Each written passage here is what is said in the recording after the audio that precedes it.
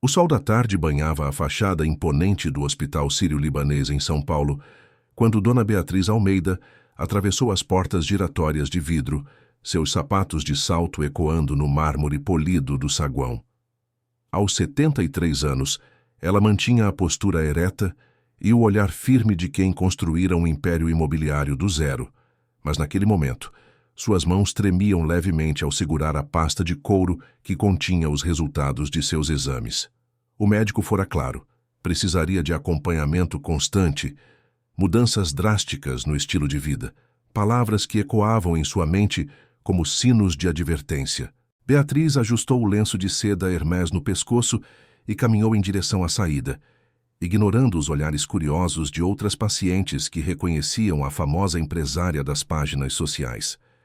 Estava quase na porta quando um movimento brusco chamou sua atenção. Uma criança pequena, vestindo roupas surradas e sujas, corria em sua direção com uma velocidade surpreendente. Os seguranças do hospital se moveram para interceptar, mas a menina foi mais rápida. Joana tinha aproximadamente 10 anos, cabelos castanhos desalinhados e olhos verdes brilhantes que contrastavam com as manchas de sujeira em seu rosto magro. Ela parou bruscamente diante de Beatriz, ofegante, apontando para a mão direita da senhora com o dedo trêmulo. "Esse anel a senhora tirou da minha avó, essa joia era dela", ela gritou, sua voz fina cortando o murmúrio educado do saguão. Beatriz recuou instintivamente, levando a mão ao peito. O anel que usava no dedo anelar era uma peça vintage de ouro branco com 3 pequenos diamantes, delicado e discreto, algo que usava havia tantos anos que quase esquecera sua origem. "Menina, você está enganada", Beatriz respondeu com a voz controlada, embora seu coração começasse a acelerar. "Este anel é meu há muitos anos. Os seguranças finalmente alcançaram a criança, cada um segurando um de seus braços. Mas Joana se debateu com força surpreendente para seu tamanho. "Não estou enganada", ela insistiu, lágrimas começando a rolar por suas bochechas sujas. "Minha avó me contou tudo sobre esse anel. Ele tem uma gravura por dentro, 3 estrelinhas pequenas do lado esquerdo e as iniciais M e L entrelaçadas do lado direito. Pode olhar, por favor, pode olhar." O mundo de Beatriz pareceu inclinar-se perigosamente. Ela sentiu o sangue fugir de seu rosto. Aqueles detalhes, aquela gravura específica, eram invisíveis a olho nu para quem simplesmente observasse o anel. Apenas quem o tivesse segurado, examinado de perto, conheceria aquele segredo íntimo. Suas pernas fraquejaram e a última coisa que viu, antes de tudo escurecer, foi o rosto desesperado da menina enquanto os braços dos seguranças a afastavam. Quando Beatriz recuperou a consciência, estava deitada em uma maca na área de emergência do hospital. Uma enfermeira verificava seus sinais vitais, enquanto um médico jovem examinava suas pupilas com uma lanterna. Seu filho, Rafael Almeida, estava ao lado, o rosto marcado pela preocupação, seu terno italiano impecável contrastando com o ambiente clínico. "Mãe, você nos deu um susto terrível, Rafael", disse segurando sua mão. "O que aconteceu lá embaixo?" Beatriz piscou várias vezes, organizando seus pensamentos confusos. A menina. Onde estava a menina? Que menina, mãe? Aquela pivete que tentou te assaltar? Os seguranças já a removeram do hospital. Provavelmente deve estar na delegacia agora. Não, Beatriz se sentou abruptamente, ignorando o protesto do médico. "Não foi tentativa de assalto. Tragam aquela criança aqui, imediatamente." Rafael franziu a testa, confuso, mas conhecia o tom de voz da mãe bem o suficiente para não argumentar quando ela usava aquele timbre particular. Após uma série de ligações e conversas tensas com a segurança do hospital, descobriram que a menina não havia sido levada à polícia. Em vez disso, ela esperava do lado de fora, sentada na calçada, recusando-se a ir embora. Meia hora depois, Joana estava sentada em uma cadeira no quarto particular onde Beatriz havia sido transferida. A criança parecia ainda menor naquele ambiente, seus pés descalços balançando sem alcançar o chão. Rafael permaneceu encostado na parede, os braços cruzados, observando a cena com desconfiança óbvia. Beatriz removeu o anel da mão direita pela primeira vez em 15 anos e o segurou contra a luz. Com dedos trêmulos, girou a peça, até encontrar o interior da banda. Ali, exatamente como a menina descrevera, estavam as 3 estrelas minúsculas e as iniciais M e L, entrelaçadas em um desenho delicado que ela mesma havia encomendado décadas atrás. "Como você sabe sobre essas gravuras?" questionou Beatriz, sua voz saindo como um sussurro rouco. Joana limpou o nariz com as costas da mão. "Minha avó me mostrou", ela disse simplesmente. Ela guardava uma foto desse anel em uma caixinha de metal. Era a única coisa bonita que ela tinha guardado da época que trabalhava em uma mansão grande. Ela me contava que a patroa dela era muito gentil, que elas eram amigas de verdade, e que esse anel foi um presente por anos de lealdade e carinho. Minhas iniciais estão aí, olha, J de Joana e a L da avó dela, minha bisavó Luísa, que já tinha partido quando eu nasci. Beatriz sentiu uma dor aguda no peito que não tinha nada a ver com seus problemas cardíacos. Aquelas iniciais não eram J e L, eram M e L, mas a história, o contexto, a descrição tão perfeita do anel, tudo apontava para uma única pessoa em toda a sua vida. "Como é o nome da sua avó?" Beatriz perguntou, embora já soubesse a resposta antes mesmo que a palavra deixasse os lábios da criança. "Mariana. Mariana Silva Rodrigues." O nome caiu como uma bomba no silêncio do quarto. Rafael se empertigou, seus olhos se arregalando momentaneamente antes de reassumir a expressão controlada. Beatriz fechou os olhos, memórias inundando sua mente como uma represa rompida. Mariana fora sua governanta por quase 20 anos. Mais do que isso, havia sido sua confidente, sua amiga, a única pessoa em quem Beatriz confiava completamente durante os anos turbulentos após a perda do marido. Mariana conhecia todos os segredos da família Almeida, cada fraqueza, cada vulnerabilidade. E então, 15 anos atrás, tudo desmoronara. As fofocas começaram a circular nos círculos sociais de São Paulo. Detalhes íntimos sobre os negócios de Beatriz, sobre as dificuldades financeiras temporárias que ela enfrentava, sobre os problemas pessoais de Rafael, tudo aparecendo em conversas de salão e colunas sociais. A trilha sempre levava de volta a Mariana. Testemunhas diziam tê-la visto conversando com jornalistas, outras juravam que ela vendia informações para concorrentes empresariais. Beatriz não quis acreditar no início, mas as evidências se acumularam, os sussurros se tornaram gritos, e finalmente, pressionada por Rafael e pelos advogados da família, ela demitiu Mariana. Sem referências, sem carta de recomendação, apenas com 1 mês de salário e a ordem para nunca mais aparecer. O anel havia sido um presente dado meses antes da demissão, em um momento de gratidão genuína. Beatriz jamais pedira de volta. E agora essa criança, essa neta, estava diante dela com a prova física daquela amizade destruída. "Onde está sua avó agora?" Beatriz perguntou, sua voz carregada de uma emoção que ela não conseguia mais controlar. Joana baixou os olhos, suas pequenas mãos apertando a barra da camiseta suja. "Não sei. Ela foi embora faz 2 anos. Deixou uma carta dizendo que era um peso para mim e para minha mãe, que a gente merecia coisa melhor. A carta dizia que ela ia procurar um lugar onde pudesse recomeçar, onde ninguém conhecesse o nome dela. Ela deixou esse anel comigo, disse que um dia ele ia servir para alguma coisa boa. E sua mãe, onde ela está?" Joana hesitou, e quando falou novamente, sua voz era quase inaudível. "Minha mãe não está mais aqui. Ela ficou muito doente, e a gente não tinha dinheiro para os remédios bons, só para os genéricos, que não funcionavam direito. Depois que a avó foi embora, eu fiquei sozinha. Tenho vivido nas ruas desde então, fazendo biscates, pedindo ajuda. Mas eu sempre procuro pela avó. Pergunto para todo mundo, mostro a foto dela que eu guardo aqui." A menina puxou de dentro da camiseta um pedaço de papel plastificado, amarrado ao pescoço por um cordão sujo. Era uma foto antiga, desbotada, mas Beatriz reconheceu imediatamente o rosto de Mariana, sorridente, abraçada a uma mulher mais jovem, que devia ser sua filha, e segurando um bebê que só podia ser Joana. Rafael finalmente se manifestou. Sua voz, tensa. Mãe, isso é obviamente um golpe. A menina provavelmente roubou essa foto. Inventou uma história comovente para explorar sua generosidade. Você está emocionalmente vulnerável por causa dos exames de hoje. Não deixe que ela se aproveite disso. Mas Beatriz não estava ouvindo.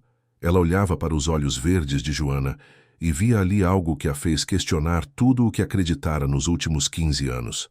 Aqueles eram os mesmos olhos de Mariana, a mesma determinação inabalável, a mesma dignidade ferida lutando para se manter erguida contra todas as probabilidades. Rafael tem razão em uma coisa, Beatriz disse finalmente, fazendo o filho relaxar momentaneamente até ela continuar. Você não deveria estar nas ruas. Você vai vir para casa comigo. O quê? Rafael exclamou, se afastando da parede. Mãe, você enlouqueceu? Você vai trazer uma criança de rua para nossa casa baseada em uma história fantasiosa sobre um anel? Beatriz virou-se para o filho e havia algo em seus olhos que o fez recuar instintivamente. Essa história não é fantasiosa, e você sabe disso tão bem quanto eu. Aquele anel foi meu presente para Mariana, e essas gravuras são reais. Se há uma chance, apenas uma pequena chance de que eu tenha cometido um erro terrível 15 anos atrás, então preciso investigar. E enquanto isso, essa criança não vai passar mais uma noite na rua. Está decidido. Rafael abriu a boca para protestar novamente, mas algo no rosto da mãe o fez calar. Era uma expressão que ele não via há muito tempo, uma determinação que lembrava a mulher que construíra um império contra todas as expectativas. Ele assentiu rigidamente e saiu do quarto, sua saída sendo pontuada pelo som abrupto da porta se fechando. Joana olhou para Beatriz com uma mistura de esperança e desconfiança, como um animal ferido, que não tem certeza se deve confiar na mão estendida. Por que a senhora está fazendo isso? Beatriz segurou a mão pequena e suja da menina entre as suas, cuidadosamente manicuradas. Por que, minha criança? Talvez eu deva à sua avó muito mais do que um anel. E se for verdade, se eu tiver destruído a vida de uma mulher inocente por acreditar em mentiras, então preciso encontrar uma forma de consertar isso. Mas primeiro, você precisa de um banho, roupas limpas e uma refeição decente. Depois conversaremos mais. Naquela noite, enquanto Joana dormia em um dos quartos de hóspedes da Mansão dos Almeida, pela primeira vez em anos com um travesseiro macio sob a cabeça e um cobertor quente sobre o corpo, Beatriz ficou acordada em seu escritório. Diante dela estava uma caixa de arquivo empoeirada que ela não abria há 15 anos, contendo todos os documentos relacionados à demissão de Mariana.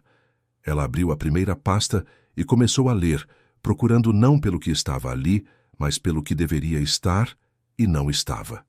E quanto mais lia, mais uma sensação incômoda crescia em seu estômago. Uma intuição terrível de que talvez a verdadeira história daquele escândalo antigo estivesse prestes a emergir das sombras, trazendo com ela revelações que mudariam tudo. A manhã chegou com o canto dos pássaros no jardim da mansão Almeida, mas Beatriz não percebeu. Ela havia passado a noite inteira debruçada sobre os documentos antigos, e o que encontrou, ou melhor, o que não encontrou, perturbava-a profundamente. Os papéis continham acusações vagas, testemunhos de terceiros que nunca foram verificados e uma série de coincidências que pareciam cuidadosamente orquestradas. Não havia uma única prova concreta de que Mariana tivesse vazado qualquer informação. O som de passos descalços no corredor de mármore fez Beatriz erguer a cabeça. Joana apareceu na porta do escritório, vestindo um pijama que Beatriz havia improvisado de uma de suas próprias camisetas, que ficava grande demais na menina e chegava até seus tornozelos. Apesar do banho da noite anterior e do cabelo agora limpo e penteado, a criança ainda tinha aquele olhar cauteloso de quem aprendeu a não confiar facilmente. "Bom dia", Beatriz disse suavemente, fechando a pasta que estava lendo. "Você dormiu bem?" Joana assentiu timidamente, entrando devagar no escritório como se esperasse que alguém a expulsasse a qualquer momento. Foi a cama mais macia que já dormi na vida. Pensei que fosse um sonho quando acordei. A senhora realmente vai me deixar ficar? Beatriz se levantou, seus ossos protestando após uma noite sentada na mesma posição, e caminhou até a menina. Sim, vai ficar pelo tempo que for necessário, mas preciso que você me conte tudo sobre sua avó, sobre o que aconteceu depois que ela foi embora daqui.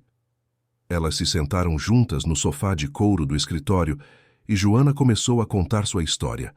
As palavras saíam aos poucos, como se cada memória fosse uma ferida que doía ao ser tocada.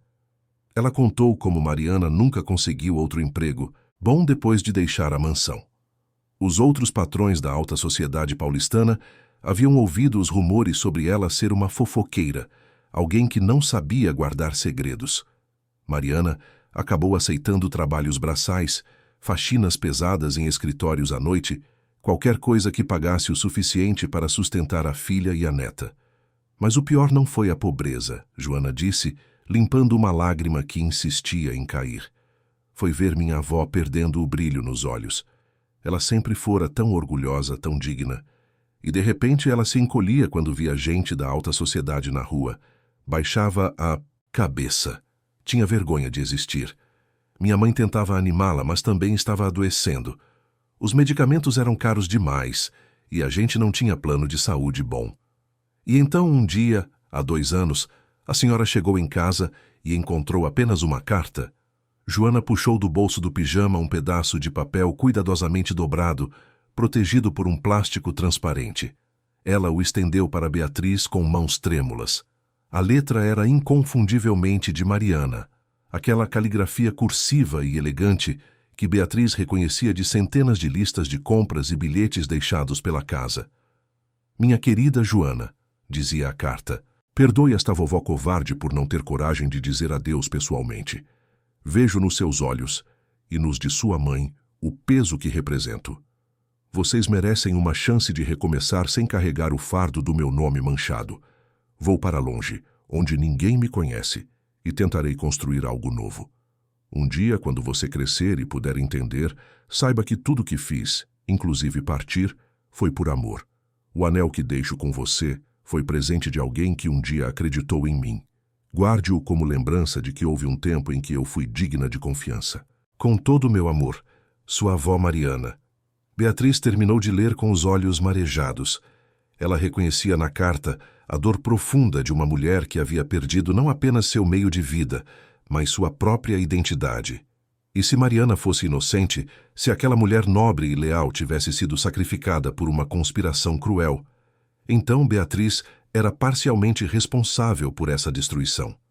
A porta do escritório se abriu abruptamente e Rafael entrou, vestido para o trabalho, seu rosto uma máscara de irritação contida.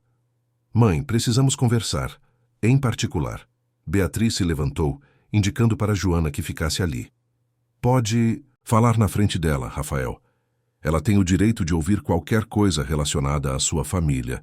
Rafael cerrou os dentes, mas continuou. Meu advogado me ligou. Aparentemente, você está planejando reabrir o caso da Mariana. Mãe, isso é loucura. Foi há 15 anos. Mesmo que houvesse algo errado, qual a utilidade de desenterrar o passado agora?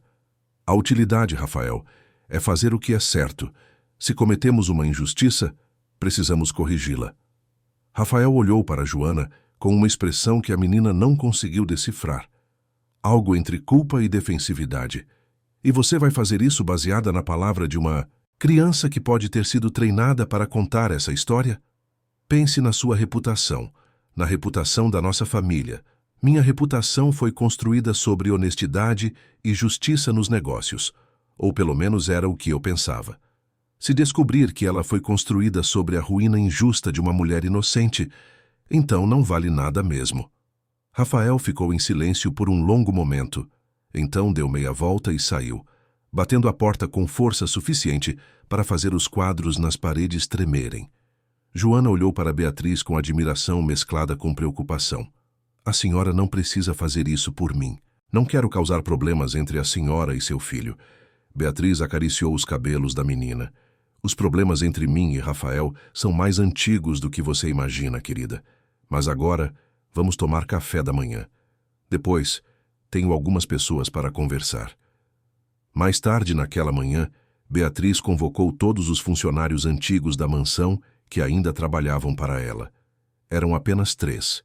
Dona Conceição, a cozinheira que estava na casa há 30 anos, seu Geraldo, o motorista e zelador, e Luciana, uma empregada que começara como ajudante de Mariana e permanecera após sua demissão. Eles se reuniram na sala, de estar claramente nervosos com a convocação formal. Beatriz foi direta ao ponto.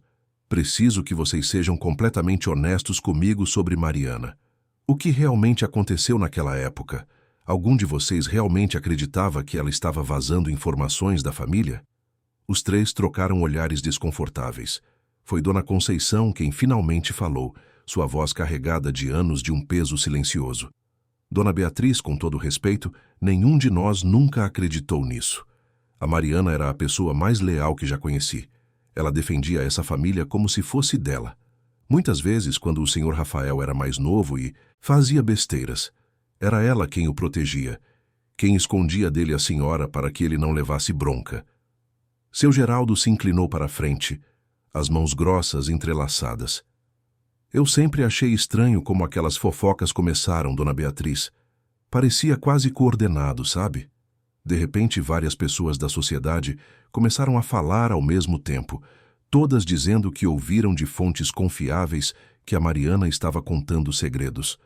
Mas quando a gente ia atrás de quem eram essas fontes, nunca ninguém sabia dizer direito. Luciana hesitou antes de falar, mordendo o lábio inferior. Tem uma coisa que nunca contei para a senhora Dona Beatriz. Na época, logo antes das fofocas começarem, eu vi o Sr. Rafael conversando muito com aquele grupo de amigos dele, os que sempre vinham aqui fazer festas. Eu ouvi sem querer uma conversa onde eles falavam sobre como fazer alguém perder a credibilidade na sociedade. Pensei que estivessem falando de algum rival nos negócios, mas agora, pensando bem, o timing foi muito suspeito. Beatriz sentiu o sangue gelar nas veias. Rafael tinha apenas 22 anos na época. Um jovem imaturo, mimado, que sempre demonstrara ciúme da relação próxima entre ela e Mariana. Mas seria capaz de algo tão cruel? Mas alguém notou algo estranho naquela época? Dona Conceição tossiu, claramente desconfortável. O Sr. Rafael sempre teve um temperamento difícil quando não recebia a atenção suficiente da senhora. E a Mariana, bem, ela ocupava muito do seu tempo, Dona Beatriz. Eram amigas de verdade. Lembro que ele reclamava às vezes, dizia que a senhora confiava mais em uma empregada do que no próprio filho. As peças começavam a se encaixar, formando um quadro que Beatriz não queria ver, mas não podia mais ignorar. Ela dispensou os funcionários e subiu para o quarto de Rafael, onde ele não dormia há anos desde que se mudara para seu próprio apartamento, mas que permanecia intocado como uma cápsula do tempo. O quarto era grande e bem decorado, com pôsteres de bandas antigas nas paredes e estantes repletas de troféus de tênis e natação. Beatriz começou a procurar metodicamente, abrindo gavetas, examinando armários. Estava prestes a desistir quando notou uma tábua solta no fundo do closet, escondida atrás de uma pilha de caixas velhas. Sob a tábua havia um caderno de capa preta fino e desgastado. Beatriz o abriu com as mãos tremendo. As primeiras páginas eram inocentes, anotações sobre aulas, da faculdade, números de telefone, rabiscos sem sentido. Mas então, aproximadamente na metade do caderno, o conteúdo mudava drasticamente. Eram planos, meticulosos, detalhados, cruéis. Rafael havia anotado conversas privadas que ouvira escutando atrás das portas, segredos íntimos sobre os negócios de Beatriz, sobre suas preocupações financeiras, sobre problemas pessoais. E ao lado de cada anotação havia instruções sobre para quem passar a informação, como fazer parecer que vinha de Mariana, como construir uma rede de fofocas que parecesse orgânica e espontânea. Beatriz leu cada página, cada palavra envenenada, sentindo a náusea crescer em seu estômago. Seu próprio filho, o menino, que ela criara, amara e protegera, havia destruído deliberadamente a vida de uma mulher inocente por puro ciúme possessivo. Havia até uma lista de pessoas que Rafael considerava aliadas na conspiração, jovens da alta sociedade que ele manipulara para espalhar as mentiras. Cada passo estava documentado com a precisão de alguém que sabia exatamente o que estava fazendo e não sentia remorso. Beatriz fechou o caderno e o segurou contra o peito, sentindo lágrimas de raiva e desgosto rolarem por seu rosto. Ela havia acreditado nas mentiras do próprio filho, havia destruído uma amizade verdadeira, arruinado a vida de uma família inteira. E tudo por quê? Porque um jovem mimado queria a atenção exclusiva da mãe. Ela desceu as escadas lentamente, o caderno nas mãos, e encontrou Joana no jardim, observando as flores com expressão maravilhada. A menina se virou ao ouvir seus passos e seu sorriso desapareceu ao ver o rosto de Beatriz. — A senhora descobriu algo? Beatriz assentiu, incapaz de falar por um momento. Quando finalmente encontrou sua voz, ela estava rouca de emoção. Descobri a verdade. E é muito pior do que eu imaginava. Sua avó foi vítima de uma injustiça terrível, e eu fui tola o suficiente para acreditar nas mentiras. Mas vou consertar isso, Joana. Não importa quanto tempo leve, não importa o que custe. Vou encontrar Mariana e vou pedir perdão de joelhos, se necessário. Sua avó vai recuperar seu nome, sua dignidade, tudo que lhe foi tirado. Joana correu para Beatriz e a abraçou com força, e Beatriz retribuiu o abraço, sentindo o peso esmagador da culpa, mas também uma determinação férrea crescendo em seu peito. Era hora de fazer justiça, não importava quem tivesse que enfrentar no processo, mesmo que fosse seu próprio filho. Capítulo 3. Beatriz marcou um jantar formal para aquela mesma noite. Não era uma celebração, mas sim um tribunal. Ela instruiu Dona Conceição a preparar o prato favorito de Rafael, linguado ao molho de limão siciliano com risoto de aspargos, não por gentileza, mas porque queria que ele estivesse confortável antes de ter seu mundo virado de cabeça para baixo. O jantar seria servido às 8 em ponto na sala de jantar principal, com a mesa posta para 3 pessoas. Rafael chegou pontualmente, intrigado pelo convite formal da mãe. Ele vestia um terno azul marinho e trazia uma garrafa de vinho francês como presente, claramente tentando amenizar a tensão. Da manhã. Seu sorriso vacilou ao ver Joana sentada à mesa, vestindo um vestido simples, mas limpo, que Beatriz havia comprado para ela durante a tarde. — Mãe, o que está acontecendo aqui? Por que essa criança está jantando conosco? Beatriz estava sentada na cabeceira da mesa e sobre a toalha de linho branco, perfeitamente centralizado entre os talheres de prata, estava o caderno de capa preta. — Sente-se, Rafael. Havia algo no tom de voz de Beatriz que fez Rafael obedecer imediatamente, embora seus olhos continuassem fixos no caderno com crescente apreensão. Dona Conceição serviu o primeiro prato em silêncio, sentindo a tensão no ar, e saiu rapidamente da sala. Beatriz começou, sua voz calma, mas carregada de uma emoção contida. — Há 15 anos, eu demiti Mariana Silva Rodrigues, minha governanta e amiga, porque acreditei que ela estava vazando segredos da nossa família para a sociedade.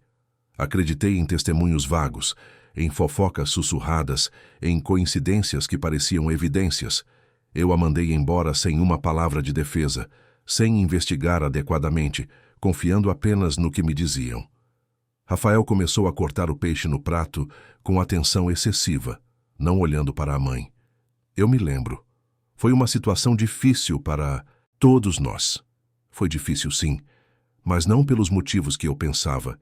Hoje descobri que aquelas fofocas, aquelas mentiras tão cuidadosamente plantadas, não vieram de Mariana. Vieram de você. Rafael largou os talheres com um tinir metálico contra a porcelana. Seu rosto empalideceu. — Mãe, do que você está falando? Beatriz abriu o caderno em uma página específica e começou a ler em voz alta, cada palavra caindo como pedras pesadas no silêncio da sala. Plano fase 2. João Marcelo vai jantar no Fazano sexta-feira. Confirmar presença na mesma mesa. Mencionar casualmente as dificuldades da empresa. Fazer parecer que ouvi de Mariana. Paula está preparada para espalhar para o grupo das mães na escola. Ricardo vai contar para o pai dele, que é sócio do clube. Tudo precisa parecer orgânico, como se várias fontes independentes estivessem confirmando a mesma história. Ela virou a página. Fase 3. Intensificar. Mariana precisa se tornar persona non grata. Usar o incidente do jantar beneficente. Certificar de que mãe ouça de pelo menos 5 fontes diferentes sobre a suposta traição. Ela sempre confia demais. Vai acreditar se ouvir de pessoas suficientes. Rafael estava agora completamente pálido, suas mãos tremendo visivelmente. Onde você encontrou isso? No seu antigo quarto, embaixo de uma tábua solta no closet. Você documentou cada passo da sua conspiração, Rafael. Cada mentira, cada manipulação, cada pessoa que você usou para destruir a reputação de uma mulher inocente. Por quê? Porque você tinha ciúmes da minha amizade com ela? Porque queria minha atenção exclusiva? Rafael ficou em silêncio por um longo momento, olhando para as próprias mãos. Quando finalmente falou, sua voz era baixa, quase um sussurro. Você não entende como era, mãe. Depois que papai faleceu, você se afastou completamente de mim. Cada vez que eu precisava de você, cada vez que queria conversar, você estava com Mariana. Ela sabia mais sobre você do que eu, seu próprio filho. Ela era sua confidente, sua amiga, enquanto eu era tratado como uma inconveniência, como mais uma responsabilidade na sua lista de tarefas. Então você destruiu a vida dela, de toda a família dela. A voz de Beatriz estava aumentando, anos de raiva reprimida e culpa recém-descoberta explodindo à superfície. Você destruiu uma mulher honesta e trabalhadora porque se sentiu negligenciado? Você tem ideia do que fez? Joana, que havia permanecido quieta até aquele momento, falou pela primeira vez, sua voz fina, mas firme. Minha mãe se foi porque não tinha remédios. Minha avó desapareceu porque não conseguia mais olhar para si mesma no espelho sem sentir vergonha. Eu passei 2 anos dormindo em ruas, passando fome, com medo, completamente sozinha no mundo. Tudo isso porque o senhor queria a atenção. Rafael olhou para a menina e, pela primeira vez, pareceu realmente ver o que suas ações haviam causado. Não eram conceitos abstratos de reputação manchada ou oportunidades perdidas. Era uma criança real, ferida, traumatizada, que havia perdido toda a sua família por causa de suas mentiras egoístas. Eu não sabia, ele murmurou. Eu não sabia que chegaria tão longe. Pensei que Mariana apenas perderia o emprego, que ela se mudaria para outra cidade e recomeçaria. Eu tinha 22 anos, era imaturo, egoísta. Imaturidade não justifica crueldade calculada, Rafael. Você não agiu por impulso. Você planejou, documentou, orquestrou uma campanha sistemática de difamação. E depois assistiu calado enquanto eu destruía a vida de uma mulher inocente. Beatriz se levantou, sua postura ereta apesar da idade e do cansaço emocional. Amanhã de manhã você vai ao escritório do melhor investigador particular de São Paulo e vai contratar seus serviços para encontrar Mariana, não importa onde ela esteja. Você vai retificar publicamente cada mentira que contou. Vai escrever cartas pessoais para cada pessoa que você manipulou, explicando exatamente o que fez e inocentando completamente Mariana. Rafael abriu a boca para protestar, mas Beatriz ergueu a mão. Não terminei. Você vai criar um fundo educacional completo para Joana, cobrindo desde o ensino fundamental até uma pós-graduação, se ela quiser.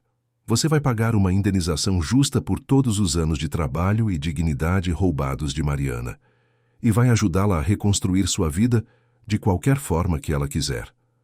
E se recusar qualquer parte disso, eu torno público esse caderno e deixo que a sociedade paulistana julgue o homem que você realmente é.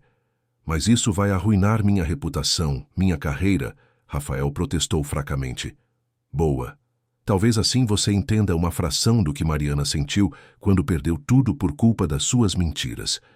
Rafael olhou de sua mãe para Joana, vendo pela primeira vez não uma ameaça ou uma inconveniência, mas uma vítima real de suas ações passadas. Os anos haviam passado, ele havia amadurecido, construído uma carreira respeitável, e gostava de pensar que havia se tornado um homem melhor. Mas aquele caderno, aquelas palavras escritas por sua própria mão, eram a prova inegável de quem ele realmente fora. Ele fechou os olhos por um longo momento, Quando os abriu novamente, havia lágrimas ali. Talvez as primeiras lágrimas genuínas de remorso que ele derramava em sua vida adulta. Você está certa, mãe, em tudo. Eu fui um monstro egoísta e Mariana e sua família pagaram o preço pela minha imaturidade cruel. Farei tudo o que você pediu, não pela ameaça de exposição, mas porque é o mínimo que devo a essa menina e à avó dela. Ele se virou para Joana e sua voz tremeu ao falar. Sei que minhas palavras não significam nada agora e não tenho o direito de pedir seu perdão. Mas quero que saiba que dedicarei o resto da minha vida tentando consertar o erro terrível que cometi. Sua avó era uma mulher boa, e tudo o que aconteceu com sua família é culpa minha, e somente minha. Joana o observou por um longo momento, seus olhos verdes brilhando com lágrimas não derramadas. Ela era jovem demais para carregar tanto peso, para ter que decidir sobre perdão e justiça, mas tinha sido forçada a crescer rápido demais nas ruas de São Paulo, e havia uma sabedoria ferida em seu olhar que não deveria pertencer a uma criança de 10 anos. Não quero seu perdão ou suas desculpas agora, ela disse finalmente. Quero minha avó de volta. Quero que ela saiba que não foi culpa dela, que ela sempre foi a pessoa boa que achava que era. Se o senhor conseguir me dar isso, então talvez um dia possamos falar sobre perdão. Rafael assentiu, incapaz de falar. Beatriz colocou a mão no ombro da menina, um gesto de solidariedade e proteção. Amanhã começamos a busca. Contratarei também um advogado especializado em direitos trabalhistas para calcular uma indenização justa. E, Rafael, quero você pessoalmente envolvido em cada etapa desse processo. Não vai delegar isso para assistentes ou advogados. Você vai olhar nos olhos de cada pessoa que enganou e vai contar a verdade. Sim, mãe. O jantar terminou em silêncio, o peixe esfriando nos pratos quase intocados. Quando Rafael saiu naquela noite, parecia ter envelhecido 10 anos. O peso da culpa e da responsabilidade pelo sofrimento que causara finalmente o atingira, e ele cambaleou ao entrar no carro como um homem carregando um fardo invisível, mas esmagador. Beatriz e Joana ficaram na sala de estar após sua saída. A menina apoiou a cabeça no ombro da senhora e Beatriz acariciou seus cabelos suavemente. Acha que vamos encontrá-la? Joana perguntou em voz baixa. Vamos, Beatriz respondeu com convicção. Não importa quanto tempo leve, não importa onde ela esteja. Vamos trazê-la de volta para casa. Para você, para a justiça e porque é a coisa certa a fazer. Naquela noite, Beatriz ligou para o melhor investigador particular de São Paulo, um homem chamado Ricardo Tavares, conhecido por encontrar pessoas que não queriam ser encontradas. Ele atendeu no segundo toque, e Beatriz explicou a situação em detalhes. Ricardo ouviu atentamente e, quando ela terminou, ele já estava fazendo perguntas técnicas sobre os últimos endereços conhecidos de Mariana, suas habilidades, possíveis locais onde ela poderia ter se refugiado. Encontrarei sua amiga, Dona Beatriz. Ricardo prometeu. Tenho experiência com casos de pessoas que desaparecem para recomeçar a vida. Geralmente há padrões, escolhas que fazem sentido quando entendemos a pessoa. Me dê alguns dias para começar a investigação. Dinheiro não é problema, Beatriz disse. Apenas a encontre. E Ricardo, quando a encontrar, vá com delicadeza. Ela foi profundamente ferida e pode não querer ser encontrada. Mas ela precisa saber a verdade. Precisa saber que sua neta a está procurando. Entendido. Começarei amanhã de manhã. Quando Beatriz finalmente se deitou naquela noite, já passava das 2 da manhã. Mas pela primeira vez em 15 anos, ela dormiu sem o peso inconsciente de uma injustiça não resolvida. A verdade havia emergido terrível e libertadora, e agora havia um caminho claro à frente, por mais difícil que fosse percorrê-lo. Capítulo 4. 3 semanas se passaram desde aquele jantar tenso. Joana havia se instalado completamente na mansão dos Almeida, transformando o quarto de hóspedes em um pequeno santuário de esperança. Nas paredes, ela colara fotos antigas de Mariana, que Beatriz havia guardado ao longo dos anos, imagens de uma época mais feliz, quando a governanta sorria livremente, segurando Joana bebê nos braços ou ajudando na decoração de festas na mansão. A menina as olhava todas as noites antes de dormir, sussurrando promessas de reencontro. Rafael cumprira sua palavra de forma meticulosa e dolorosa. Ele visitara pessoalmente cada um dos amigos que havia manipulado 15 anos atrás, alguns agora casados com filhos, outros ainda solteiros, mas todos estabelecidos em suas carreiras. As conversas foram constrangedoras e reveladoras. Muitos não se lembravam dos detalhes, haviam simplesmente seguido a liderança do jovem Rafael na época sem questionar. Outros, quando confrontados com a verdade, expressaram horror genuíno por terem participado da destruição da reputação de uma mulher inocente. João Marcelo, agora um advogado respeitado, ficara particularmente abalado. Ele se lembrava vividamente do jantar no Fazano, de como Rafael havia sido convincente, fazendo parecer que a informação sobre as dificuldades financeiras da família Almeida vinha de uma fonte confiável. João havia repassado a informação para seu pai, que por sua vez a espalhou no clube, e assim a mentira ganhou vida própria. "Quero fazer algo para ajudar", João disse a Rafael, sua voz carregada de culpa. "Vou escrever uma carta pública para os principais jornais de São Paulo, explicando minha parte nessa injustiça e pedindo que todos os que participaram façam o mesmo." Cada carta de retratação enviada por Rafael era como arrancar um pedaço de si mesmo, expor suas fraquezas e crueldades juvenis para o julgamento público.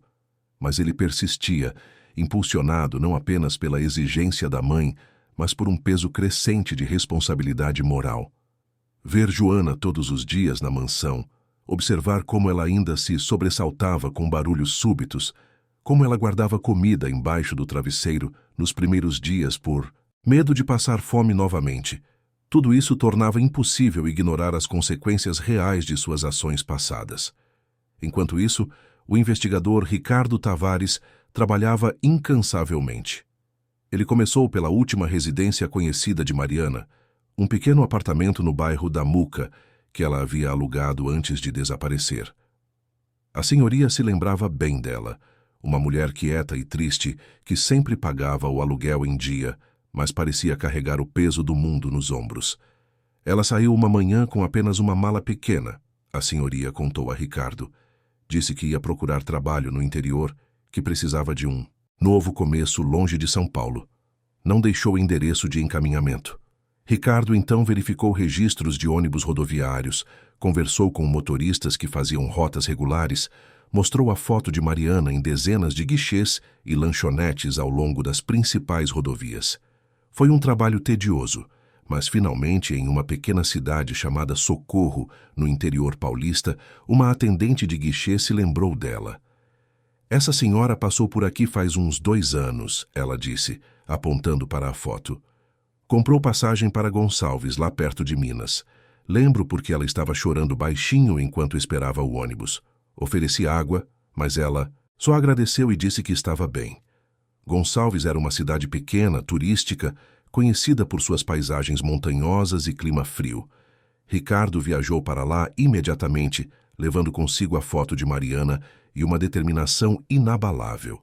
Ele visitou pousadas, restaurantes, mercados locais, mostrando a foto para qualquer um que parasse para conversar. Foi em uma padaria no centro da cidade que ele finalmente obteve uma pista concreta. O dono da padaria, seu Antônio, um homem robusto com cabelos grisalhos e mãos farinhadas, olhou para a foto por um longo tempo antes de assentir lentamente. "Conheço essa mulher. Ela não se chama Mariana aqui. Usa o nome Maria. Apareceu na cidade há cerca de 2 anos pedindo trabalho em troca de abrigo e comida. Eu precisava de alguém para ajudar na limpeza da padaria de madrugada, então aceitei. Ela mora em um quartinho nos fundos do estabelecimento." Ricardo sentiu seu coração acelerar. Depois de semanas de busca, finalmente havia encontrado Mariana. "Posso falar com ela?" Seu Antônio olhou desconfiado para o investigador. "Depende. Quem é você e o que quer com ela?" "Maria é uma pessoa boa, reservada, nunca causou problema. Não vou permitir que ninguém a incomode." Ricardo explicou cuidadosamente a situação, omitindo os detalhes mais dolorosos, mas deixando claro que Mariana não estava em perigo. Que, na verdade, Havia pessoas em São Paulo desesperadas para encontrá-la e corrigir um erro do passado. Seu Antônio ouviu com atenção crescente, e quando Ricardo mencionou Joana, a neta que estava procurando pela avó, os olhos do padeiro se encheram de lágrimas. Aquela criança. Maria fala dela nos momentos em que pensa que ninguém está ouvindo. Ela chora no quartinho dela às vezes, sussurrando o nome da neta. Mas sempre dizia que era melhor assim, que a menina merecia uma chance sem carregar o peso de uma avó fracassada. Ela não é uma fracassada, Ricardo disse firmemente. Ela é uma mulher que foi profundamente injustiçada, e é hora dela saber a verdade. Seu Antônio concordou em ajudar. Ele conduziu Ricardo até os fundos da padaria, onde havia um quartinho simples com uma cama de solteiro, um armário pequeno e uma janela que dava para um jardim minúsculo, mas bem cuidado.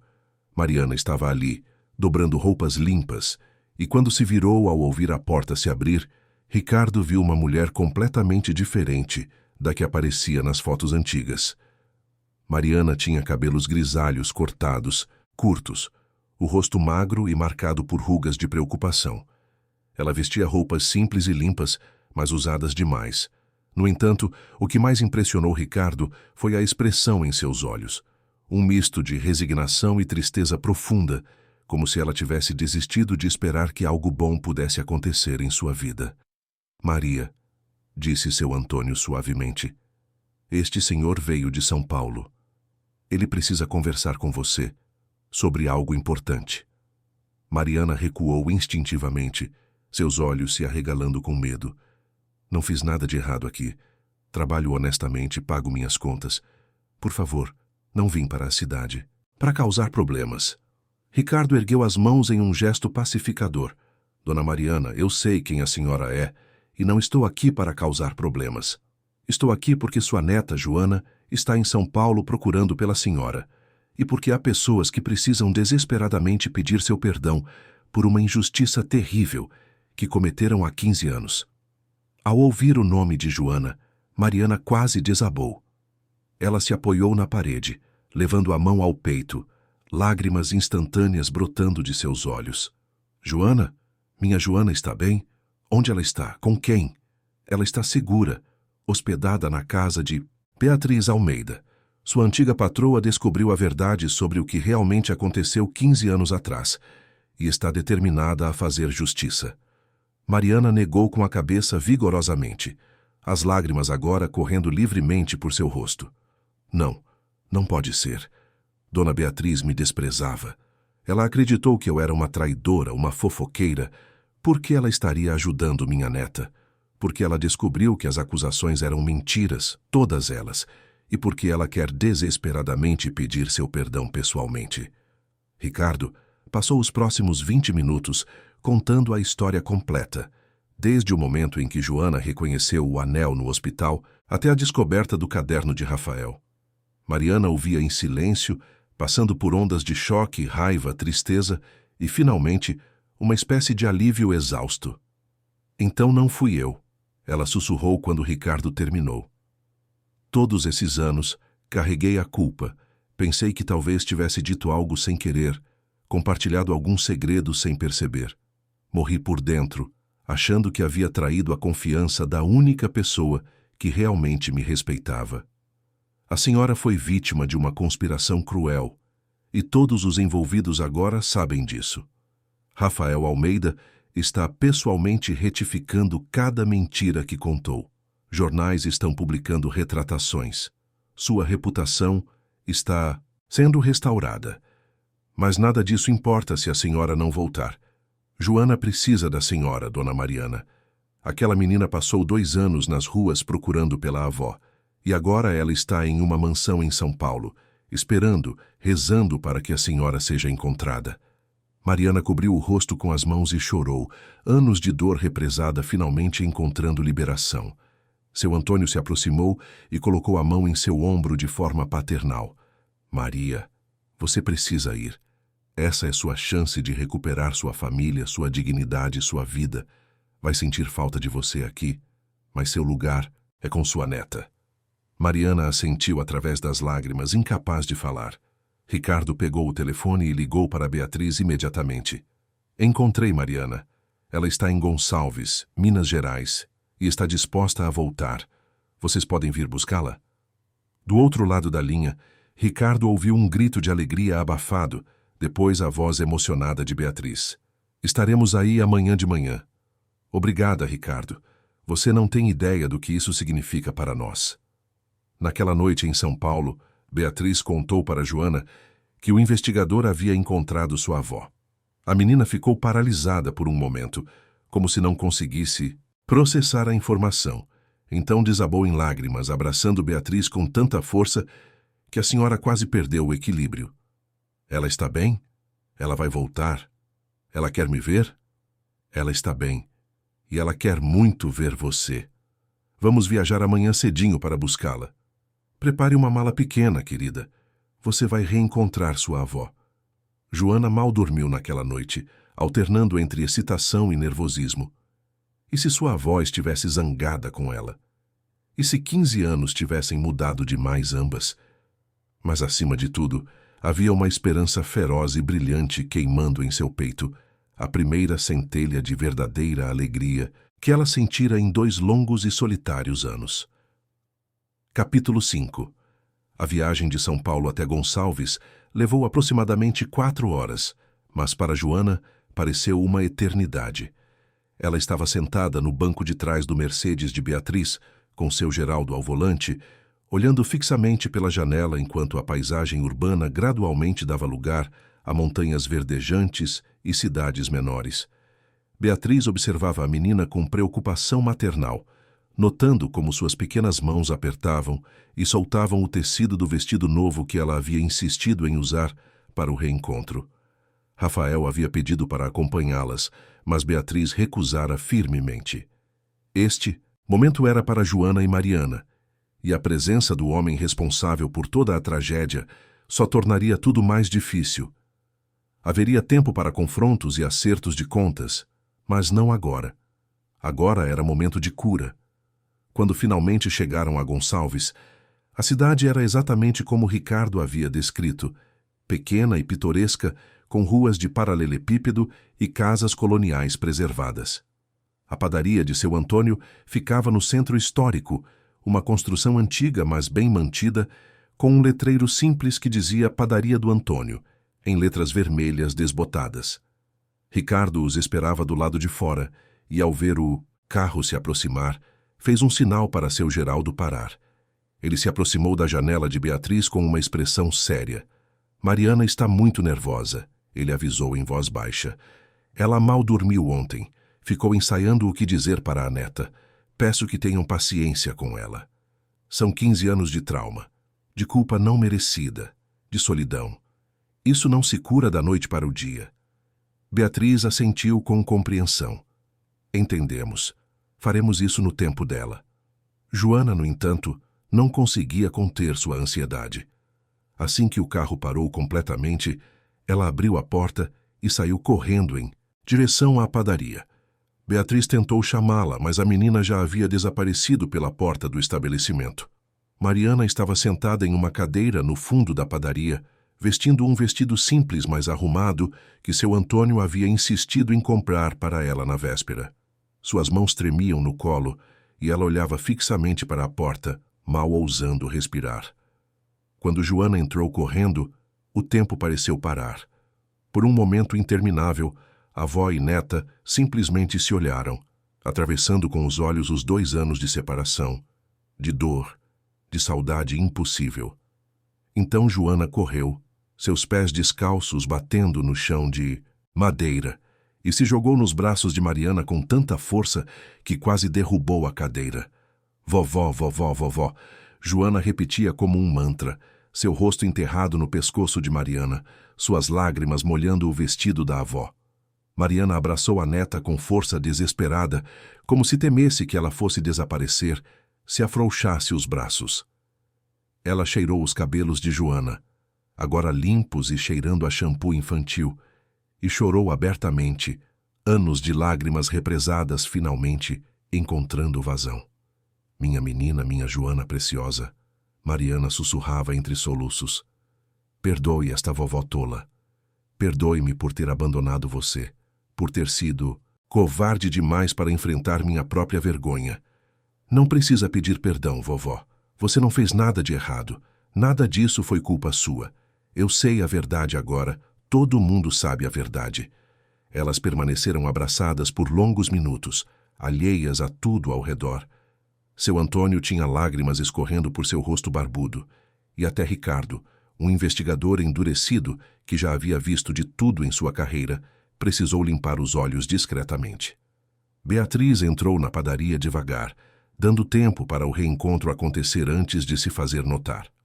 Quando Mariana finalmente olhou para cima e viu sua antiga patroa, seu rosto passou por uma série de emoções complexas: medo, raiva, confusão e, finalmente, uma cautela ferida. Dona Beatriz? Mariana disse, sua voz rouca de tanto chorar. Beatriz se aproximou lentamente, como se temesse assustar Mariana. Quando estava a poucos passos de distância, ela fez algo completamente inesperado e impensável para uma mulher de sua posição social. Ela se ajoelhou no chão empoeirado da padaria, suas mãos entrelaçadas em um gesto de súplica. Mariana, não há palavras suficientes para expressar meu arrependimento, minha vergonha pelo que fiz com você. Acreditei em mentiras, destruí uma amizade verdadeira, arruinei sua vida e a de sua família sem investigar adequadamente, sem dar a você a chance de se defender. Passei 15 anos acreditando em uma versão falsa dos acontecimentos, enquanto você sofria as consequências terríveis de uma injustiça que eu ajudei a perpetuar. Mariana olhou para Beatriz ajoelhada à sua frente, e a visão daquela mulher poderosa, sempre tão digna e altiva, prostrada no chão de uma padaria humilde, pedindo perdão, foi quase demais para processar. Levante-se, Dona Beatriz. Por favor, levante-se. Não enquanto você não me ouvir completamente. Seu filho Rafael planejou tudo. Ele estava com ciúmes da nossa amizade, do tempo que passávamos juntas. Com apenas 22 anos, ele orquestrou uma campanha sistemática de difamação contra você, documentando cada mentira que espalhou, manipulando nossos conhecidos para corroborar sua história falsa. Encontrei o caderno onde ele registrou tudo, e eu, tola que fui, acreditei nele sem questionar. A expressão de Mariana passou de surpresa para uma raiva fria. Rafael fez isso? O menino que eu ajudei a criar, que eu protegi tantas vezes de suas próprias tolices? Ele destruiu minha vida por ciúme?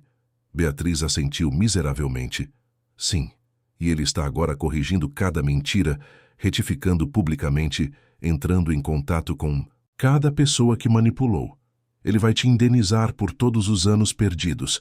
Vai criar um fundo educacional para Joana. Mas nada disso apaga o sofrimento que causamos. Nada disso traz sua filha de volta. Ao mencionar sua filha, o rosto de Mariana se contraiu de dor. Joana apertou a mão da avó, oferecendo o único consolo que podia. Mariana ficou em silêncio por um longo momento, olhando para a mulher ajoelhada à sua frente. Finalmente, ela estendeu a mão e tocou o ombro de Beatriz. Levante-se, Dona Beatriz.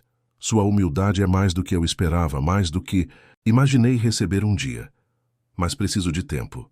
15 anos é muito tempo carregando uma culpa que não era minha, acreditando que havia traído a única pessoa que confiava em mim. Não posso simplesmente esquecer todo esse sofrimento porque agora sei a verdade. Beatriz se levantou com dificuldade, seus joelhos doendo pela posição desconfortável, e assentiu com compreensão. Não espero seu perdão imediato, Mariana. Só peço a chance de tentar consertar, dentro do possível, o estrago que causamos.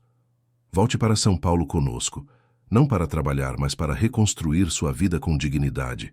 Joana precisa de você, e você merece ter sua neta de volta. Merece recuperar seu nome, sua reputação, tudo que foi injustamente tirado de você. Mariana olhou para Joana, que a observava com olhos esperançosos, e sentiu seu coração se partir e se recompor ao mesmo tempo. Durante 2 anos, ela vivera com o peso esmagador de acreditar que havia falhado com sua família, que sua neta estava melhor sem ela. Agora, descobrir que tudo havia sido uma mentira elaborada, que ela sempre fora a pessoa íntegra que acreditava ser, Era simultaneamente libertador e devastador. Vou voltar, ela disse finalmente. Não por você, Dona Beatriz, mas por... Joana. Ela merece ter uma avó. Merece crescer sabendo que não foi abandonada por escolha, mas por circunstâncias criadas por mentiras de outras pessoas. Beatriz assentiu, aceitando a rejeição implícita com uma graça dolorosa. Ela merecia isso, e muito mais. A viagem de volta para São Paulo foi completamente diferente da ida. Joana estava aninhada ao lado de Mariana no banco de trás, segurando sua mão como se temesse que ela desaparecesse e se soltasse. Elas conversavam em sussurros, Joana contando sobre os 2 anos nas ruas, Mariana falando sobre o trabalho na padaria, ambas preenchendo os espaços vazios deixados pela separação forçada. Beatriz, sentada no banco da frente ao lado de seu Geraldo, observava pelo retrovisor, seu coração apertado por uma mistura de alívio e remorso. Ela havia recuperado Mariana, mas a amizade que um dia tiveram estava irremediavelmente quebrada, e Beatriz não tinha certeza se poderia ser reconstruída. Quando chegaram à mansão, já era noite. Rafael estava esperando na sala de estar, tendo sido avisado por Beatriz da hora prevista de chegada. Ao ver Mariana entrar, acompanhada de Joana, ele se levantou abruptamente, seu rosto empalidecendo. Mariana olhou para o homem que fora um menino quando ela deixara a mansão, e viu nele os traços do garoto mimado e temperamental que ela conhecera, mas também algo novo, um peso de culpa e remorso que não estava lá antes. Senhor Rafael, ela disse, sua voz fria e controlada. Rafael deu um passo à frente, então parou, como se não tivesse certeza se tinha o direito de se aproximar. Mariana, ele começou, então parou, as palavras falhando. Como poderia resumir 15 anos de consequências em algumas frases? Como poderia expressar adequadamente o horror que sentiu ao perceber a extensão do sofrimento que causara? Mariana ergueu a mão, interrompendo-o. Não quero... Suas desculpas agora, Sr. Rafael. Quero que você ouça, realmente ouça, o que suas mentiras causaram, mas não hoje. Hoje só quero estar com minha neta e processar tudo o que aconteceu. Rafael assentiu, aceitando a rejeição como a penitência que era. Ele se virou para Beatriz. Arrumei o antigo quarto de Mariana. Está exatamente como ela deixou, exceto que mandei limpar e colocar lençóis novos. Achei que ela gostaria de ter algo familiar. Pela primeira vez desde que chegara, Mariana pareceu genuinamente tocada. Ela assentiu brevemente para Rafael, um pequeno reconhecimento de que pelo menos ele estava tentando, e seguiu. Dona Conceição até seu antigo quarto no 2º andar. O quarto era exatamente como ela lembrava, com a cama de solteiro, o armário de madeira escura, a janela que dava para o jardim dos fundos. Mas agora havia flores frescas em um vaso na mesinha de cabeceira, e sobre a cama cuidadosamente dobrada estava a colcha que ela mesma havia bordado anos atrás, uma relíquia de um tempo mais feliz. Mariana sentou-se na cama, passando a mão pela colcha bordada, e Joana se sentou ao seu lado. Pela primeira vez em 2 anos, ambas sentiram algo que haviam esquecido, como era a sensação de estar em casa, de pertencer, de não estar mais sozinha no mundo. E embora o caminho à frente fosse incerto e cheio de dificuldades, naquele momento, naquele quarto banhado pela luz suave da lua entrando pela janela, elas tinham uma a outra, e isso era tudo que importava. Capítulo 6. Os primeiros meses após o retorno de Mariana à mansão foram complexos e emocionalmente turbulentos. Ela insistiu desde o início que não voltaria como empregada, mas como convidada em processo de reconstrução de sua vida. Beatriz aceitou sem questionar, oferecendo o quarto e todas as comodidades sem esperar nada em troca, exceto a chance de, talvez um dia, reconstruir a amizade que haviam perdido. Rafael cumpriu cada uma de suas promessas com uma diligência quase obsessiva. A retratação pública foi publicada nos principais jornais de São Paulo, causando um escândalo considerável nos círculos sociais. Rafael Almeida, empresário respeitado e filho da magnata Beatriz Almeida, admitia ter orquestrado uma campanha de difamação contra uma funcionária inocente quando tinha 22 anos. A sociedade paulistana reagiu com choque e indignação, e para surpresa de Rafael, alguns até com compreensão, compartilhando suas próprias histórias de erros juvenis e arrependimentos tardios. Mas a verdadeira aprovação veio quando Rafael finalmente sentou-se para conversar com Mariana uma semana após seu retorno. Eles se encontraram no escritório de Beatriz, com Joana presente por insistência de Mariana.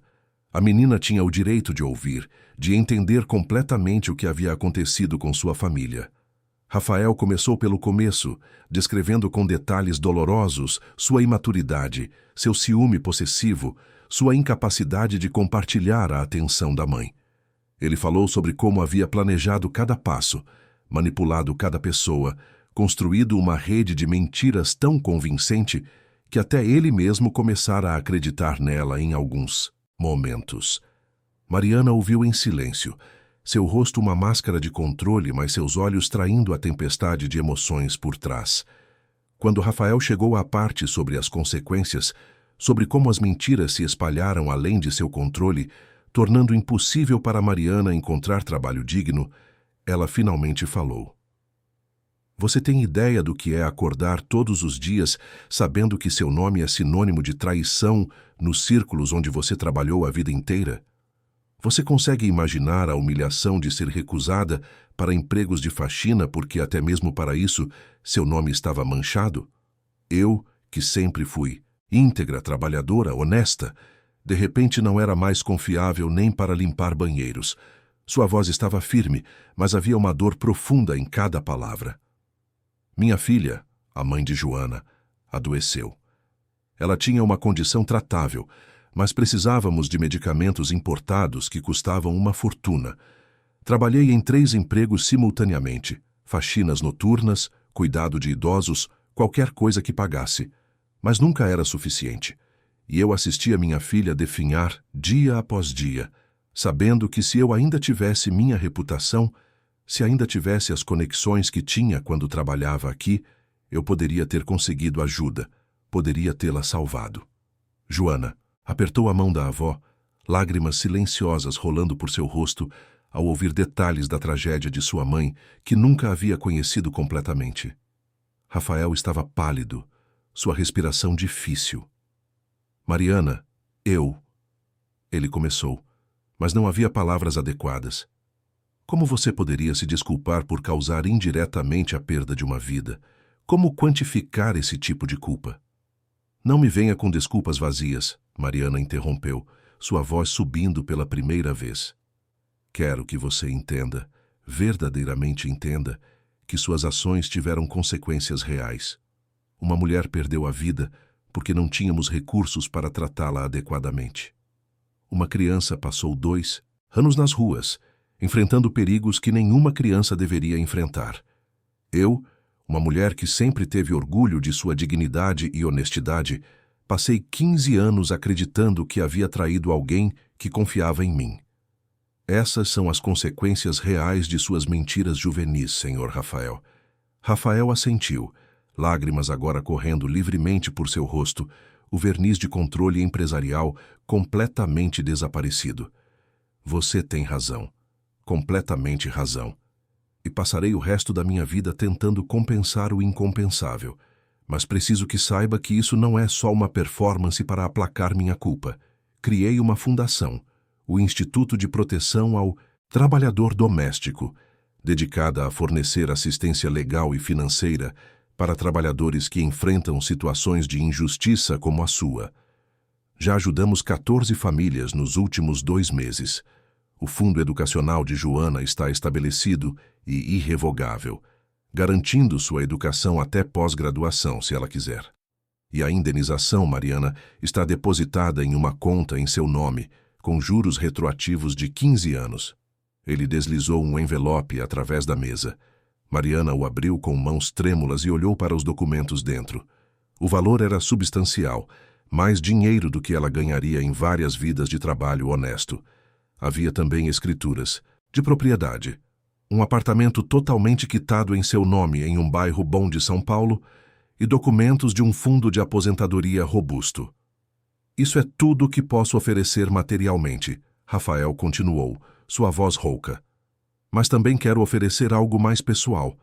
Venho fazendo terapia intensiva desde que a verdade veio à tona, trabalhando com um psicólogo para entender e mudar os padrões de comportamento que me levaram a cometer algo tão cruel. Não faço isso pedindo seu perdão. Você não me deve isso.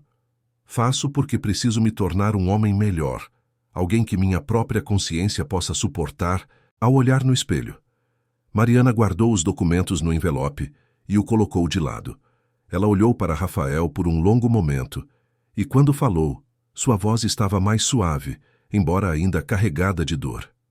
Não posso perdoá-lo agora, Sr. Rafael. Talvez nunca possa completamente. Mas reconheço que você está tentando fazer o que é certo, da forma que consegue. Isso não apaga o passado, mas mostra que há pelo menos consciência do erro. Por Joana, pela chance dela crescer sem carregar o peso de ódios e ressentimentos, escolho aceitar sua tentativa de reparação. Mas não confunda a aceitação com perdão. Isso, se vier, levará muito tempo. Rafael assentiu, aceitando a decisão com uma graça humilde que era nova nele. Entendo e respeito isso. Obrigado por pelo menos me ouvir. Nos meses seguintes, uma rotina estranha, mas funcional, se estabeleceu na mansão Almeida. Mariana usou parte da indenização para realizar um sonho antigo que havia enterrado há muito tempo, abrir uma padaria artesanal. Ela escolheu um ponto comercial em Pinheiros, um bairro boêmio e acolhedor de São Paulo, e investiu não apenas dinheiro, mas toda sua paixão reprimida no negócio. A padaria Recomeço, como ela a batizou, rapidamente ganhou reputação pela qualidade excepcional de seus pães, bolos e doces tradicionais brasileiros. Mariana acordava às 3 da manhã todos os dias para preparar pessoalmente cada fornada, encontrando na terapia do trabalho manual uma forma de processar todo o trauma acumulado. Beatriz foi sua primeira cliente e mais fervorosa promotora. Ela levou suas amigas da alta sociedade para provarem os produtos, e embora algumas inicialmente fossem apenas por curiosidade mórbida, querendo ver a mulher no centro do escândalo Almeida, todas saíam impressionadas com a qualidade e voltavam como clientes regulares. Durante um desses cafés da manhã na padaria, uma das amigas de Beatriz, Margarete Silveira, aproximou-se de Mariana enquanto ela embalava pães. Mariana, preciso pedir desculpas pessoalmente. Fui uma das que acreditou e espalhou os rumores sobre você 15 anos atrás. Não tinha provas, apenas repeti o que ouvi, sem pensar nas consequências. Fui tola e cruel e peço seu perdão. Outras seguiram o exemplo, em uma fila improvisada de arrependimentos e pedidos de desculpas. Mariana aceitou cada um com dignidade, sem rancor, mas também sem a facilidade de perdão que algumas esperavam. Ela entendia que muitas delas eram tão vítimas da manipulação de Rafael quanto ela, mas isso não apagava o fato de que haviam participado de sua destruição. Joana floresceu sob os cuidados combinados de Mariana e Beatriz. Ela foi matriculada em uma excelente escola particular, onde inicialmente teve dificuldades de adaptação, mas gradualmente se integrou. Uma psicóloga infantil trabalhava com ela 2 vezes por semana, ajudando-a a processar o trauma de ter vivido nas ruas e a perda de sua mãe. Curiosamente, foi a relação entre Mariana e Beatriz que levou mais tempo para se curar. Elas viviam na mesma casa, se viam diariamente, mas havia uma formalidade dolorosa em suas interações. Beatriz respeitava o espaço de Mariana, nunca pressionando por mais intimidade do que ela estava disposta a oferecer. Foi Joana quem finalmente forçou uma reconciliação mais profunda. Um dia, 6 meses após o retorno de Mariana, a menina teve uma crise de ansiedade na escola, revivendo memórias das ruas. A diretora ligou para Mariana, que estava na padaria, e para Beatriz, que estava em uma reunião de negócios. Ambas largaram tudo e correram para a escola. Elas chegaram simultaneamente, encontrando Joana encolhida em uma sala, tremendo e chorando. Sem pensar, Mariana e Beatriz se ajoelharam de cada lado da menina, abraçando-a juntas, formando um escudo protetor de amor e segurança ao redor dela. Joana se acalmou gradualmente, ancorada pela presença das duas mulheres que agora eram suas avós, a de sangue e a de coração. Naquele momento, algo se quebrou entre Mariana e Beatriz. As barreiras cuidadosamente mantidas começaram a desmoronar. Nos dias seguintes, elas começaram a conversar mais abertamente, não sobre o passado, mas sobre o presente e o futuro. Sobre seus medos para Joana, sobre os desafios de criá-la, sobre os sonhos que tinham para aquela menina extraordinária que sobrevivera a tanto. Lentamente, cautelosamente, elas reconstruíram sua amizade, não como era antes, porque isso era impossível, mas como algo novo, mais forte por ter sido testado e quebrado e remontado. Era uma amizade construída não sobre a dinâmica de patroa e empregada, mas sobre respeito mútuo e igualdade. Rafael, por sua vez, encontrou seu próprio caminho para a redenção. O Instituto de Proteção ao Trabalhador Doméstico cresceu rapidamente, ajudando centenas de famílias. Ele dedicava a maior parte de seu tempo à fundação, trabalhando pessoalmente com cada caso, ouvindo histórias de injustiças que ecoavam a de Mariana. Em cada vida que ajudava a reconstruir, ele encontrava um pequeno pedaço de paz.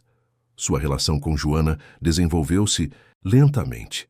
A menina era cautelosa com ele no início, vendo-o como o vilão de sua história familiar, mas Rafael não desistiu.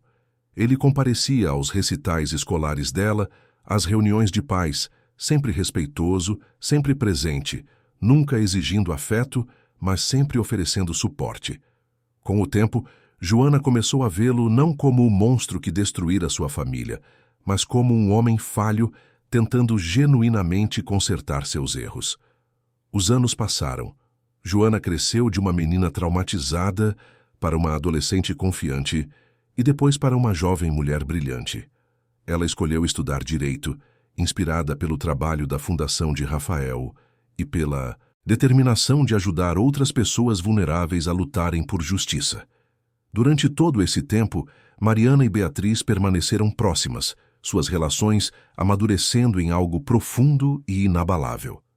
A padaria prosperou, expandindo para 2 filiais adicionais, todas administradas pessoalmente por Mariana. Ela se tornou uma pequena celebridade no mundo culinário paulistano, não por seu passado escandaloso, mas pela qualidade excepcional de seus produtos e por sua história de recomeço inspiradora. Rafael nunca parou seu trabalho de reparação. O Instituto cresceu, adicionou novos programas, incluindo um fundo de emergência para medicamentos inspirado diretamente pela tragédia da família de Mariana.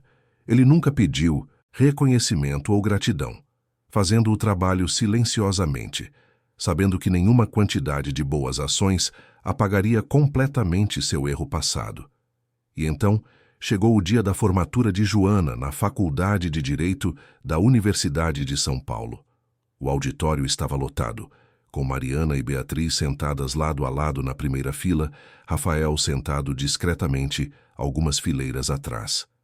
Joana havia sido escolhida como oradora da turma, uma honra reservada para o aluno com melhor desempenho acadêmico e maior contribuição para a comunidade estudantil. Ela subiu ao palco vestindo a beca preta tradicional, seu rosto irradiando confiança e propósito. Quando começou a falar, sua voz era clara e forte, preenchendo o auditório. Caros colegas, professores, familiares e amigos, hoje não falo apenas como representante de nossa turma, mas como testemunha viva do poder transformador da justiça, do perdão e da redenção. Minha jornada até este palco não começou em uma sala de aula confortável ou em uma biblioteca bem equipada. Começou nas ruas de São Paulo, onde passei 2 anos de minha infância sozinha, com fome, com medo, mas sempre carregando uma esperança teimosa de que havia justiça em algum lugar do mundo. A plateia ficou em silêncio absoluto, capturada por suas palavras. Minha história poderia ter terminado nas ruas. Estatisticamente, deveria ter terminado, mas não terminou porque 3 pessoas fizeram escolhas que mudaram tudo. Uma criança corajosa, eu mesma, que se recusou a desistir de encontrar sua avó, um anel guardado como promessa de um passado melhor. Uma mulher poderosa, Beatriz Almeida, que, ao confrontar uma verdade incômoda, escolheu a justiça sobre a conveniência e a humildade sobre o orgulho. E um homem, Rafael Almeida, que cometeu um erro terrível em sua juventude e depois escolheu o caminho mais difícil, não de esconder sua vergonha, mas de enfrentá-la, repará-la e transformá-la em algo que pudesse ajudar outros. Rafael sentiu lágrimas picar em seus olhos, a primeira vez que Joana falava publicamente sobre seu papel com algo além de condenação. Aprendi que justiça não é apenas punir o errado, mas corrigir o que pode ser corrigido, reconstruir o que foi quebrado. Aprendi com minha avó Mariana que dignidade não vem de nunca cair, mas de escolher se levantar todos os dias, mesmo quando o mundo te empurra para baixo. Aprendi com Beatriz que humildade verdadeira é reconhecer seus erros mesmo quando você tem poder para escondê-los. E aprendi com Rafael que redenção não é um momento, mas um processo de toda uma vida. Escolhas diárias de fazer melhor, ser melhor. Ela fez uma pausa, olhando diretamente para a primeira fila, onde Mariana e Beatriz estavam claramente emocionadas. Tenho duas avós aqui hoje. Uma me deu a vida, o amor incondicional, a resiliência que me permitiu sobreviver. A outra me deu justiça, oportunidade e a prova de que nunca é tarde para fazer o que é certo. Juntas, elas me deram um lar, não definido por paredes de uma casa, mas por amor, respeito e compromisso de sermos sempre melhores do que éramos ontem. E tenho aqui também um homem que me ensinou a lição mais difícil de todas, que pessoas são complexas, capazes de grande crueldade e grande bondade, às vezes a mesma pessoa em momentos diferentes de suas vidas. Que condenar alguém eternamente por seus piores momentos é negar-lhes a possibilidade de crescimento que todos merecemos. Rafael, suas ações de 15 anos atrás foram inexcusáveis. Mas suas ações dos últimos 8 anos mostraram que você entendeu, que mudou, que escolheu dedicar sua vida a consertar o que quebrou. Isso também é justiça. Rafael cobriu o rosto com as mãos, seus ombros, tremendo com soluços silenciosos. Ao seu lado, uma mulher mais velha que ele não conhecia colocou gentilmente a mão em seu ombro, um gesto de conforto de uma estranha comovida pela história. Joana terminou seu discurso com um apelo para que sua turma abraçasse a complexidade da justiça, trabalhasse não apenas para punir, mas para restaurar, para curar, para transformar. Quando ela terminou, o auditório explodiu em aplausos de pé. Após a cerimônia, houve uma pequena recepção no jardim da universidade. Mariana e Beatriz estavam conversando com os professores de Joana quando Rafael se aproximou hesitantemente. As três se viraram para ele, e por um momento o tempo pareceu parar. Rafael, Mariana disse finalmente, sua voz suave. O discurso de Joana foi bonito, mas também generoso demais com você. Você sabe disso, certo? Sei, Rafael respondeu. Nunca esquecerei o que fiz, e nunca pararei de tentar compensar. Mas, Mariana, quero que saiba que o trabalho do Instituto, ajudar essas famílias, não é penitência forçada, é genuíno. Cada vida que ajudamos, vejo você, vejo Joana, e agradeço por terem me dado a oportunidade de fazer melhor. Mariana assentiu lentamente. Então, para a surpresa de todos, inclusive dela mesma, estendeu a mão. Rafael a pegou, apertando-a com gratidão silenciosa. Não era perdão completo, talvez nunca fosse, mas era reconhecimento, era um começo. Beatriz observava a cena com lágrimas nos olhos, maravilhada com a resiliência do espírito humano, com a capacidade de curar feridas tão profundas. Ela olhou para Joana, que conversava animadamente com colegas, e sentiu uma gratidão profunda por aquela menina ter irrompido em sua vida naquele dia no hospital, forçando-a a enfrentar verdades desconfortáveis e, no processo, salvando não apenas Mariana e Joana, mas também a própria Beatriz de uma vida construída sobre mentiras. Naquela noite, de volta à mansão, as 4 pessoas, Beatriz, Mariana, Rafael e Joana, sentaram-se juntas no jardim sob as estrelas. Não eram uma família tradicional, unida por sangue. Eram algo mais complexo e talvez mais precioso, pessoas que haviam sido quebradas juntas e escolhido se reconstruir juntas, transformando dor em propósito, erro em redenção, perda em renascimento.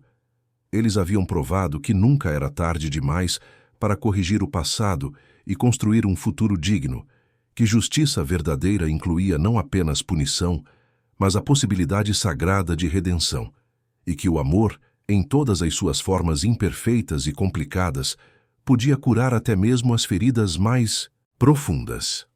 Fim da história. Queridos ouvintes, esperamos que a história de Beatriz, Mariana, Rafael e Joana tenha tocado seus corações tão profundamente quanto tocou o nosso ao contá-la. Esta narrativa nos lembra que a justiça verdadeira vai além da punição, abraçando também a possibilidade de redenção, e que nunca é tarde demais para corrigir os erros do passado. Se esta história ressoou com vocês, convidamos a se inscrever em nosso canal para acompanhar mais narrativas que exploram a complexidade da natureza humana, a força do perdão e o poder transformador do amor incondicional. Deixem um like se a jornada desta família improvável emocionou vocês e compartilhem nos comentários suas próprias reflexões sobre redenção, perdão e segundas chances. Todos os dias trazemos histórias que celebram a resiliência do espírito humano e a capacidade que todos temos de sermos melhores do que éramos ontem. Até a próxima história e lembrem-se, nunca subestimem o poder de reconhecer um erro e dedicar-se verdadeiramente a corrigi-lo. Nos vemos nos comentários.